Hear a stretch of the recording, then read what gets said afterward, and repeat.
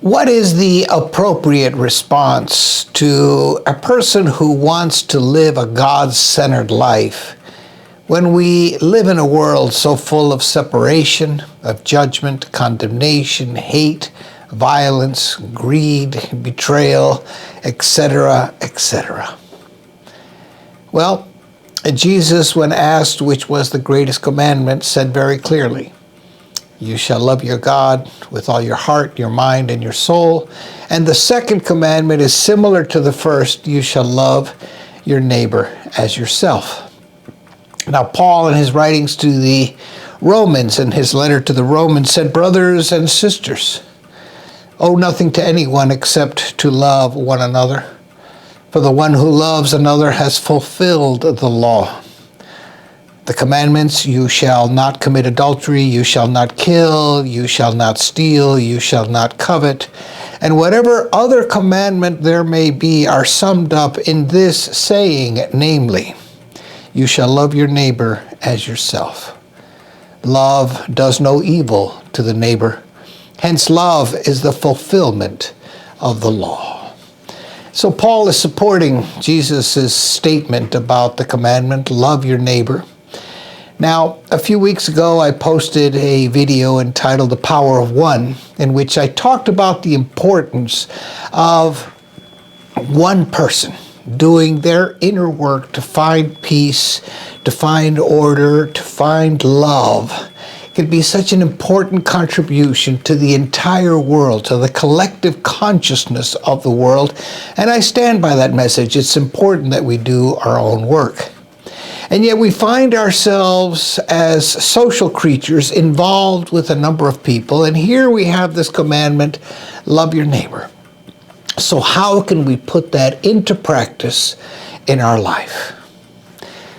Have a wonderful day. This is Juan Enrique Toro greeting you, thanking you for the thumbs up, for the subscription, and for the donations. The links to the donations are below. Today we're considering this idea of how to love your neighbor. Well, we need to start by recognizing that our relationship with people depends on the value that we see that they have for us, right? When somebody, for example, does good deeds, particularly in our direction, right?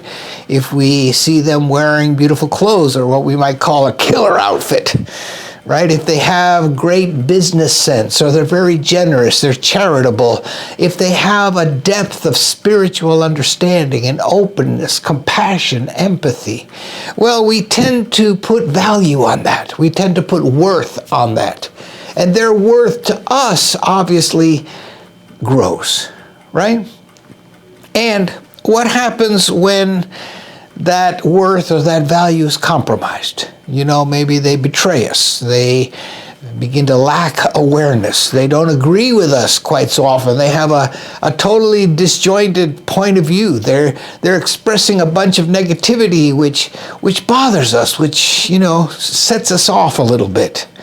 Well, our evaluation of people is kind of like a needle on a graph that's going all over the place, right? In one moment, this person has great value, and when they have value, it's easy for us to like them or to love them, right? When they have value and worth. And when they don't, well, the value for us drops heavily. And so our evaluation is like that needle, and if we don't have some way to evaluate them, to measure them, then what happens is we don't know what we're going to feel about them. If we have no way of valuing their contribution to myself, to the world, well, then we don't know what we think or how we feel about them. So we're left forcing ourselves to make a judgment call, to evaluate them in terms of their value and their worth. Now, if you think that someone is incredibly worthy or extremely valuable to you, how can you not love that person? It's almost automatic, right? If somebody is very valuable, worthy to you, you like them deeply. We could even say that you love them. Of course, if they attack you, the love falls off. And so I'm going to drop a little consciousness bomb, a truth bomb on all of us today. And here's the idea on which it is based, okay? It is based on the idea that my identity, your identity, depends on their reality. Let me repeat that. My identity, your identity, depends on their reality. In other words, depends on what we see as real in them. And perhaps I can drop another truth bomb, which is basically we cannot evaluate the worth of others. We just don't have that right. We don't have the right to make that evaluation because their value has been set from the beginning of creation.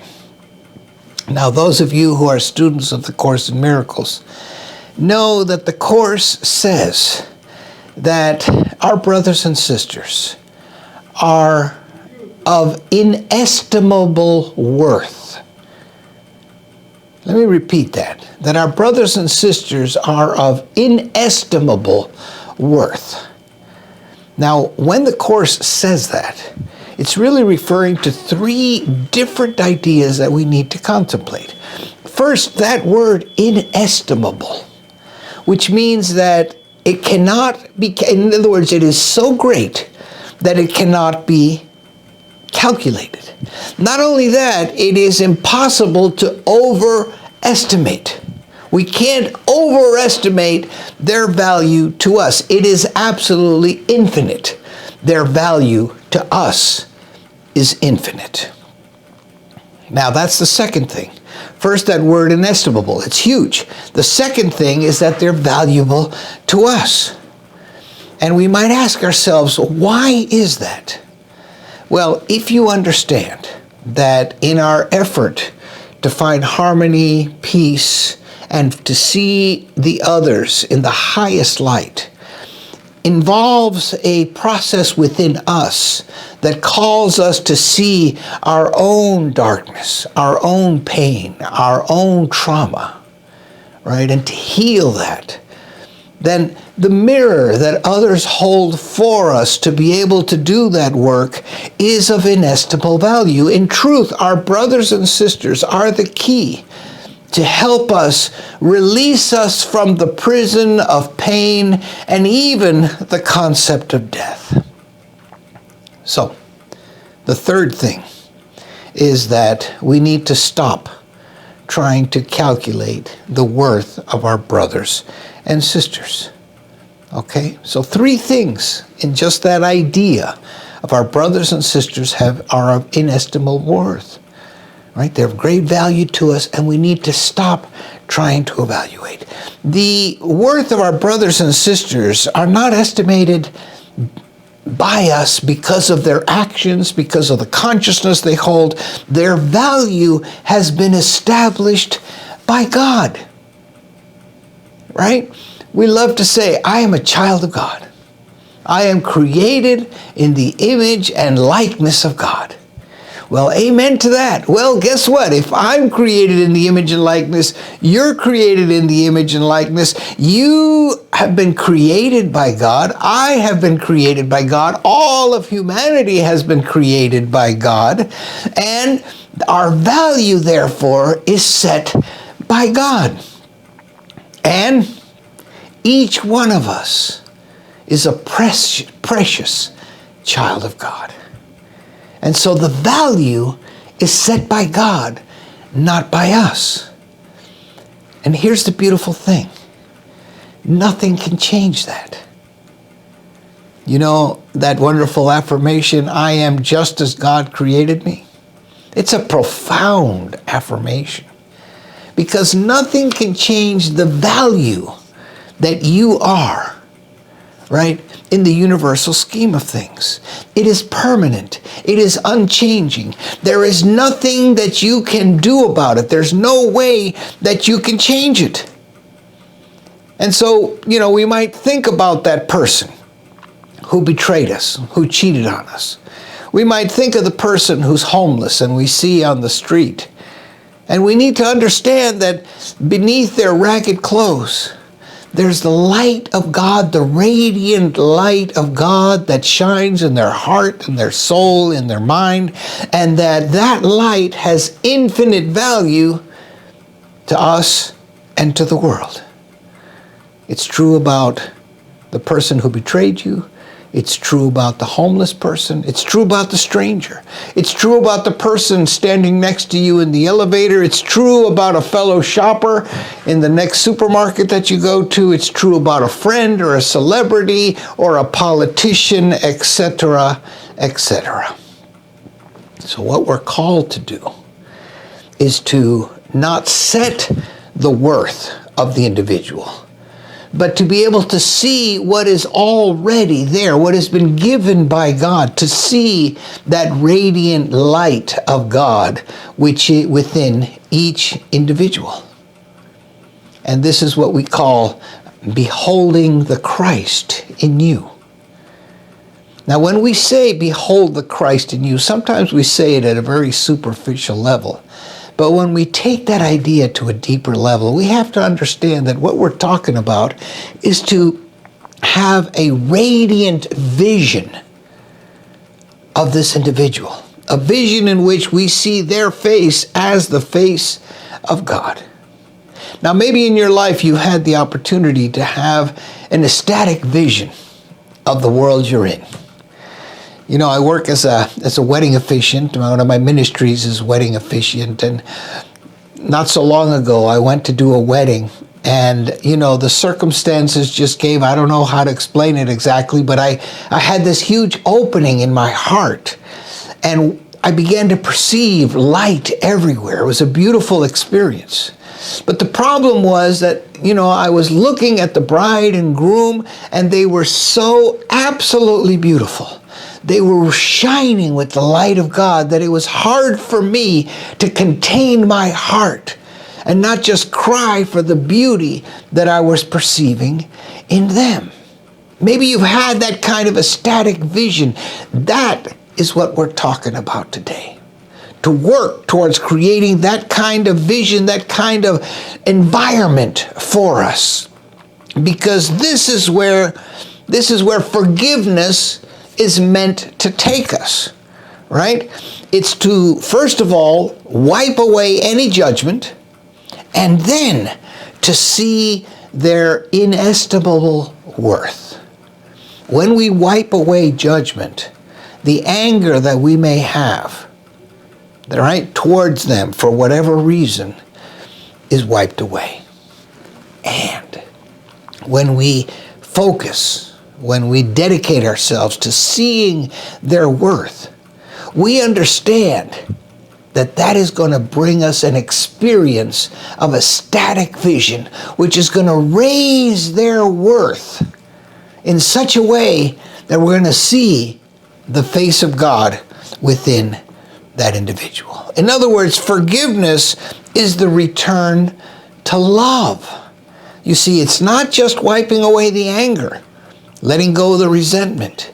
It's bringing us to love, because forgiveness will allow us to see that radiant expression that each individual is. Now, why do we have to do this? What does this mean for us? Why is this important today, as I was asking at the beginning? Well, awareness of your own value is tied to the recognition of that value in others. In other words, if you give in to disliking them, you're disliking yourself. If we have trouble valuing others, we're going to have trouble valuing ourselves. This is the essential thing. Now, an Indian mystic and saint is no longer alive, Anandamaji Mai, said the following. It's so perfect. Judge no one as an unenlightened, for then it is you who are blind.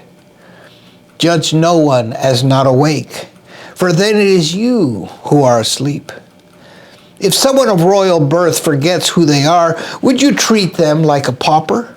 Or would you treat them with great honor and respect, encouraging them to remember their true identity?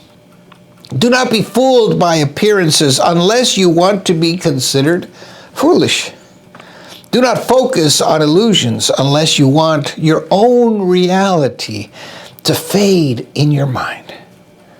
The great goddess never loses sight of who she is and sees her own radiant face everywhere and in everyone, regardless of the circumstances and costumes they wear. All costumes are removed by her grace, and the perfection that lies within is forever revealed. And this is what we're talking about today. Let me repeat that truth bomb that I said earlier. Your identity depends on their reality. The way you see them is the way you value yourself. Raise their value, you're going to be able to see yourself as more worthy and valuable yourself. Now, if I recognize myself as inestimable worth, and my own worth is full of an identification with you, then that's going to help me heal at the deepest level. Now, maybe sometimes, right, it is hard for us to remember this. It is sometimes hard for us to consider that this is true. Maybe that's why we have trouble really accepting our own worth and value. So I'm here today to give you this affirmation. I recognize your inestimable worth, looking at your brother and sister, and my own worth as part of my identification with you, and my own worth as a part of identification with you. Your identity depends on their reality. We all have trouble valuing ourselves. Value them more, see them as valuable and worthy, see the face of God shining in them, and you're going to see the own face of God shining in you. Juan Enrique Toro greeting you on this beautiful day, thanking you for tuning in. Appreciate the thumbs up, the subscriptions. The donation links are below. Thank you so much for that. Helps us keep these videos coming. And as I want to say today and always, life is consciousness, and consciousness is life.